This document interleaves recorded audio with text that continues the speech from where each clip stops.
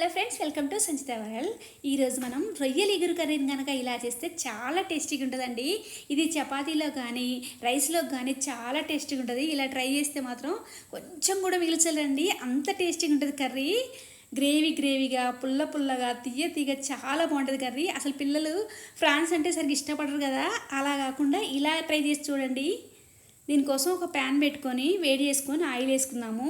అంతకు ముందుగా మన రొయ్యలనంతా కూడా మంచిగా కడిగి తడి లేకుండా దగ్గరికి ఆరబెట్టుకొని పక్క పెట్టుకుందాము. ఇలా ఆయిల్ అంతా వేడైన తర్వాత 2 షిఫ్టింగ్లో ఈ రొయ్యలనంతా కూడా వేయించి తీసుకుందాము.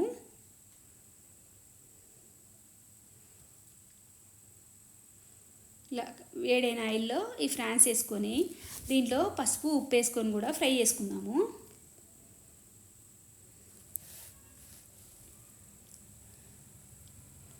వాటర్ ఉంచితే చాలా ఫామ్ అవుతాయండి, వాటర్ లేకుండా చూసుకోవాలి. కొంచెం తడి లేకుండా తుడుచుకొని పెట్టుకుంటే బెటరు.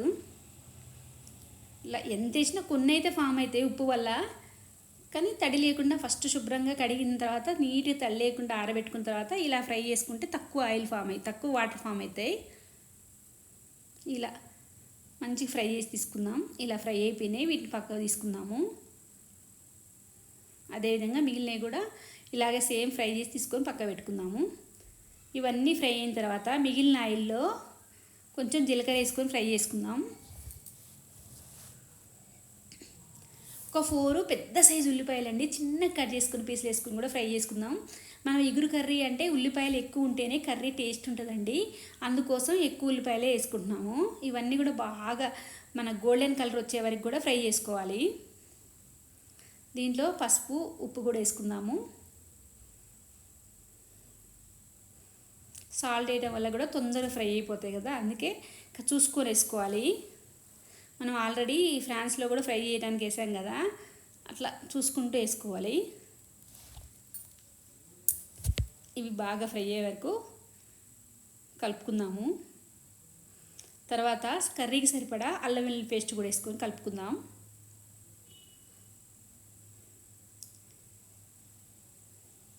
గ్రేవీ కర్రీలు కానీ ఏ కర్రీలు కానీ కొంచెం పెద్దగా వెడల్పున్న బౌలల్లో చేస్తేనే కర్రీస్ టేస్టీగా ఉంటాయండి.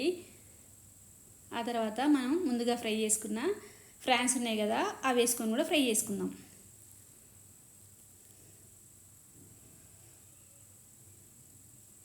ఇవి కొంచెం ఫ్రై అయిన తర్వాత కర్రీకి సరిపడా కారము, ధనియాల పొడి, జీలకర్ర మెంతుల పొడి కూడా వేసుకొని ఫ్రై చేసుకుందాం. ఈవెన్ కలుపుకుందాం వీటిని.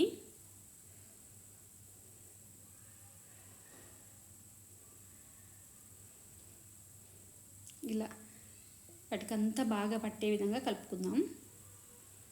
తర్వాత కొంచెం సాల్ట్ వేసుకుందాం.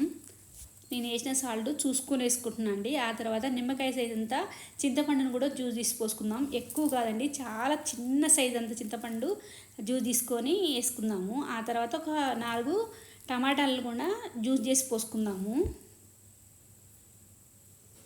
ఇది కొంచెం మగ్గిన తర్వాతనే పోయాలి.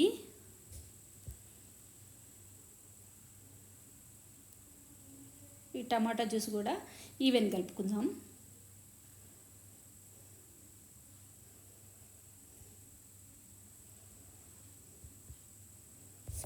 ఈ పచ్చివాసన అంతా పోయే వరకు కూడా బాగా ఫ్రై చేసుకోవాలి. అదే జార్లో ఇంకొన్ని వాటర్ కూడా పోసుకుందాము.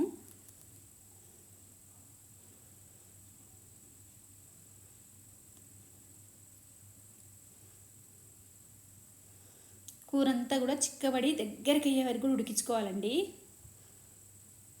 అలా అయితేనే కర్రీ అనేది చాలా టేస్టీగా ఉంటుంది. ఆ తర్వాత కొత్తిమీరను కూడా వేసుకొని కలుపుకుందాం.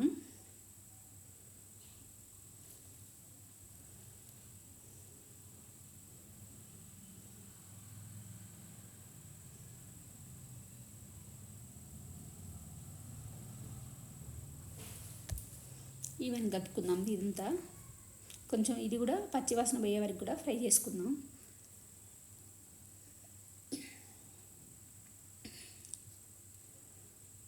ఇలా ఆయిల్ ఫామ్ కావాలండి, అలా అయితేనే కూర ఉడికిపోయినట్టు.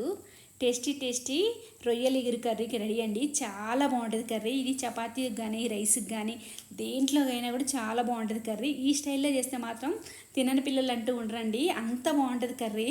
అసలు కొంచెం కూడా మిగిల్చరు, అంత టేస్టీగా ఉంది కర్రీ. ఈ స్టైల్లో రెడీ చేసి చూసుకోండి. చాలా బాగుంది అనే వాళ్ళే ఉండరు, అంత బాగుంటుంది కర్రీ.